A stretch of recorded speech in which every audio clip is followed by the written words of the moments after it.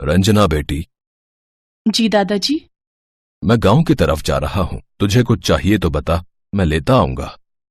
नहीं दादाजी, मुझे चाहिए तो कुछ नहीं, पर क्या? देख बेटी, मेरे साथ चलने को मत बोलना।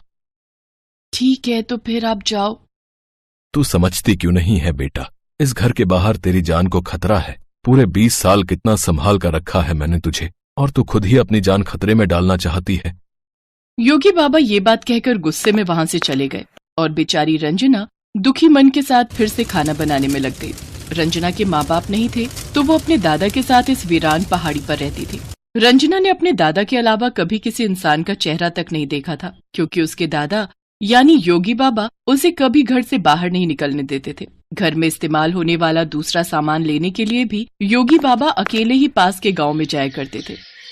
रंजना की बहुत जिद करने पर भी वो कभी भी रंजना को अपने साथ लेकर बाहर नहीं गए, और गांव का भी कोई आदमी उस पहाड़ी पर आने की हिम्मत नहीं करता था। गांव में सभी योगी बाबा का बड़ा आदर करते थे। फिर उसी दिन, राम राम योगी बाबा, कैसे हैं? मैं ठीक हूँ हरिया। गांव में सब कैसे हैं? हम सब भी ठीक है बाबा। बताइए क्या क्या सामान बांध दूं? ये पर्ची है हरिया, जो भी सामान लिखा है वो सब दे दो। अरे ये लिखाई, ये तो आपकी लगी नहीं रही।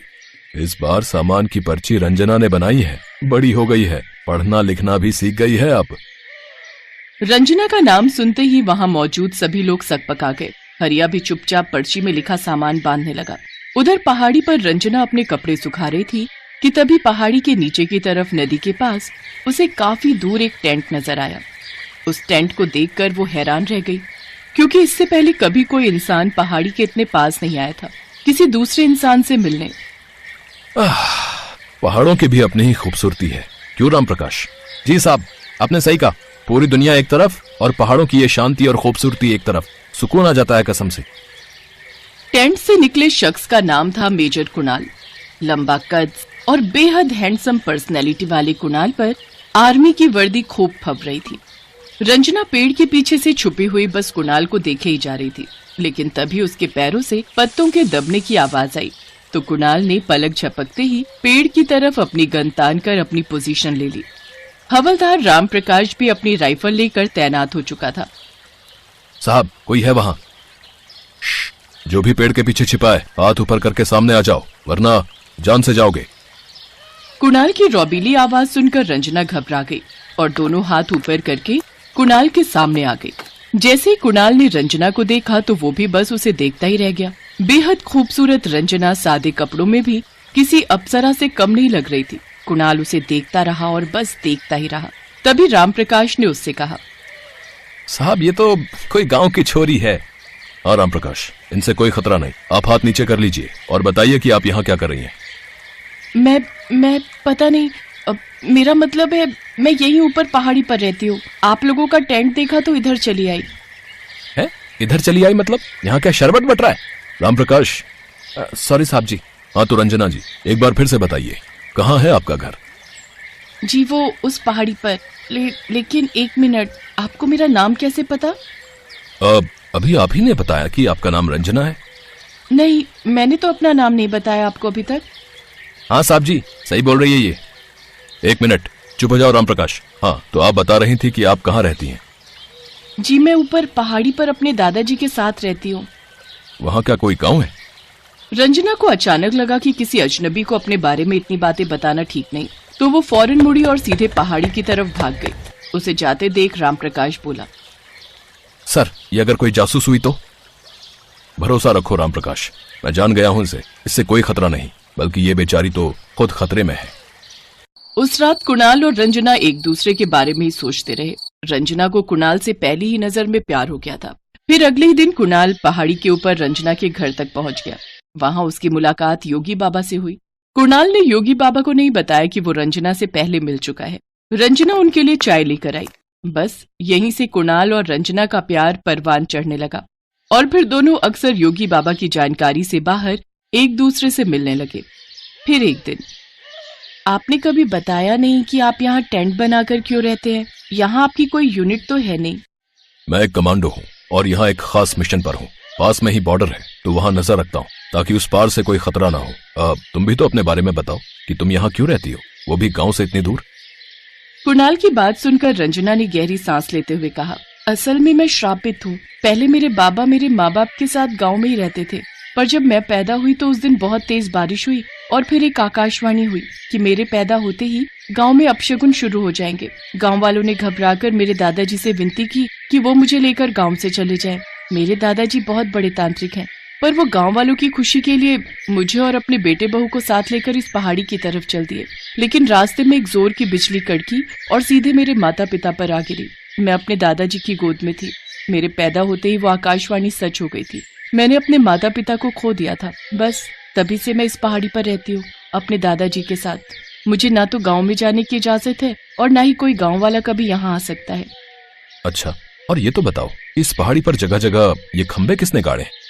वो मेरे दादाजी ने गाड़े हैं। वो अभिमंत्रित स्तंभ हैं। उन्हें कोई बुरी शक्ति पार नहीं कर सकती। ये असल में मेरी सुरक्षा के लिए है। काफी देर साथ बैठने के बाद रंजना अपने घर की तरफ चल पड़ी, लेकिन जब वो घर पहुंची तो उसकी आंखें फटी की फटी रह गई। उसने देखा कि भयंकर काला साया उसके घर पर मंडरा रहा था और उसके दादाजी लहूलुहान एक पेड़ से बंधे हुए थे। रंजना को देखकर वो साया भयानक हंसी हंसते हुए बोला, तो आखिरकार आ ही गई तू मेरे बस में। अब तेरा खून पीकर मैं और भी ताकतवर हो जाऊंगा। ये कपाल था जो असल में पिशाचों का राजा था। देखने में तो फिलहाल वो बस एक परछाई था, पर अचानक जब वो रंजना के सामने रुका तो दिखने में बहुत ही भयानक लग रहा था। रंजना उसे देखकर चीख पड़ी। अपने बाबा की हालत देखकर उसकी आंखों से आंसू गिरने लगे। तभी उसने जोर से आवाज लगाई, कुणाल, कुणाल बचाओ, बचाओ कुणाल, जल्दी आओ कुणाल। पहाड़ियों के सन्नाटे को चीरती हुई वो आवाज जैसे ही कुणाल के कानों में पड़ी, वो बिजली की रफ्तार से रंजना के सामने पहुंच गया। अगले ही पल कुणाल कपाल और रंजना के बीच में खड़ा था। कुणाल ने आव देखा न ताव कपाल के सिर में एक साथ 3 गोलियां फायर कर दी, लेकिन कपाल तो एक पिशाच था। वो गोलियां उसका कुछ बिगाड़ नहीं पाई। आ गया तू भी, हर बार की तरह इस बार भी इसे बचाने। लेकिन कोई फायदा नहीं होगा बेवकूफ। इस बार भी न तू बचेगा और न ही तेरी ये रंजना।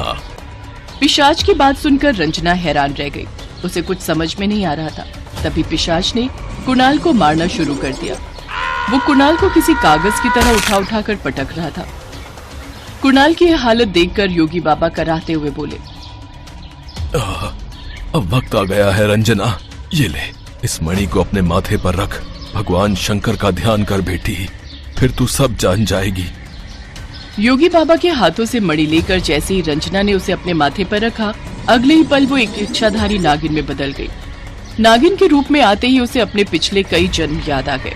साथ ही ये भी कि हर जन्म में कुणाल ही उसका जीवन साथी रहा है और हर बार इस शक्तिशाली कपाल ने उन्हें एक दूसरे से जुदा। वो हर बार कुणाल को मार देता था। रंजना घायल कुणाल के पास पहुंची और उसे देखकर रोने लगी। तभी कुणाल ने कहा, अब समझी तुम कि तुम्हारा नाम मुझे पहले से कैसे पता था। तुम्हारा और मेरा साथ बहुत पुराना है रंजना, लेकिन अब इस कपाल को हमेशा के लिए खत्म करने का समय आ गया है। उठाओ अपनी मणि और खत्म कर दो इसे रंजना। नहीं, मणि का वार करते ही मैं फिर से भूल जाऊंगी तुम्हें। मैं ऐसा नहीं कर सकती। और कोई चारा नहीं है रंजना, हर जन्म में यही तो होता आया है। इस बार भी हमें इस धरती के लोगों को कपाल के कहर से बचाने के लिए अपना प्यार कुर्बान करना ही पड़ेगा। रंजना ने रोते हुए मणि से वार किया और फिर एक तेज धमाके के साथ कपाल मारा गया। दूसरी तरफ घाव गहरा होने की वजह से कुणाल भी दम तोड़ चुका था। उधर योगी बाबा भी मणि के प्रयोग को नहीं झेल पाए। अगले ही पल जब रंजना ने आंखें खोली तो वो हैरान रह गई। उसके पास 2 लाशें पड़ी थी जिन्हें वो पहचानती नहीं थी। वो उठकर जंगल की ओर चल पड़ी, तन्हाई में अपनी जिंदगी गुजारने। वो भले ही कुणाल को भूल गई थी, लेकिन उसके प्यार का एहसास और उससे एक बार फिर मिलने की चाहत कहीं न कहीं अब भी उसके अंदर जिंदा थी।